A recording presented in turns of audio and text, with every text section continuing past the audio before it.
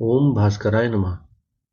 दोस्तों, जीवन में सुख समृद्धि, सम्मान, स्वास्थ्य व मनोकामना पूर्ति के लिए रविवार का व्रत सर्वश्रेष्ठ है। इस व्रत के करने व कथा सुनने से मनुष्य की सभी इच्छाएं पूरी होती हैं। रविवार के दिन व्रती सूर्योदय से पूर्व बिस्तर से उठकर शौच व स्नान आदि से निवृत्त होकर स्वच्छ वस्त्र पहने। इस व्रत में सुबह या शाम सूर्य अस्त होने से पूर्व एक समय ही भोजन करें। व्रत कथा सुनने के बाद सूर्य भगवान का स्मरण करते हुए सूर्य को जल देकर सात्विक भोजन में फलाहार करें। यदि किसी कारणवश सूर्य अस्त हो जाए और व्रत करने वाला व्यक्ति भोजन न कर पाए, तो अगले दिन सूर्योदय होने पर स्नान आदि से निवृत्त होकर सूर्य भगवान को अर्घ्य देकर उनका स्मरण करने के बाद ही भोजन ग्रहण करें। व्रत के दिन व्रती को तेल से निर्मित नमकीन खाद्य पदार्थों का सेवन बिल्कुल भी नहीं करना चाहिए। रविवार व्रत कथा। प्राचीन काल में कंचनपुर में एक बुढ़िया रहती थी। वो हर रविवार का व्रत करती थी।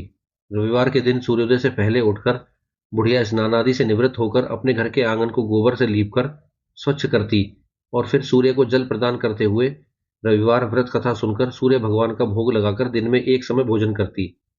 सूर्य भगवान की कृपा से धीरे धीरे उसका घर धन धान्य से भर रहा था।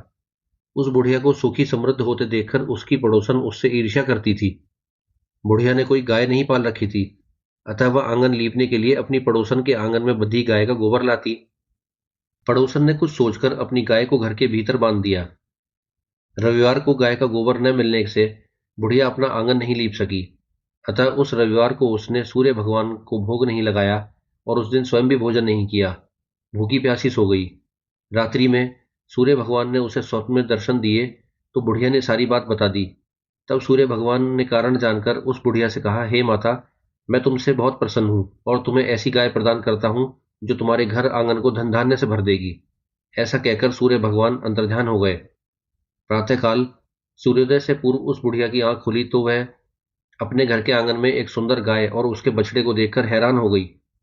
गाय को आंगन में बंधा देखकर उसने जल्दी से चारा लाकर उसे खिलाया। पड़ोसन ने उस बुढ़िया के आंगन में सुंदर गाय और बछड़े को देखा तो वो उससे और अधिक जलने लगी। तभी गाय ने सोने का गोबर किया। गोबर को देखते ही पड़ोसन की आंखें फटी रह गई। पड़ोसन ने उस बुढ़िया को आसपास न पाकर तुरंत उस गोबर को उठाया और अपने घर ले गई तथा अपनी गाय का गोबर वहां रखाई। सोने के गोबर से पड़ोसन कुछ ही दिनों में धनवान हो गई। बहुत दिनों तक बुढ़िया को सोने के गोबर के बारे में कुछ पता नहीं चला। बुढ़िया पहले की तरह हर रविवार को भगवान सूर्यदेव का व्रत करती रही और कथा सुनती रही। लेकिन सूर्य भगवान को जब पड़ोसन की चालाकी का पता चला तो उन्होंने तेज आंधी चलाई। आंधी का तीव्र प्रकोप देखकर बुढ़िया ने उस गाय को घर के भीतर बांध दिया।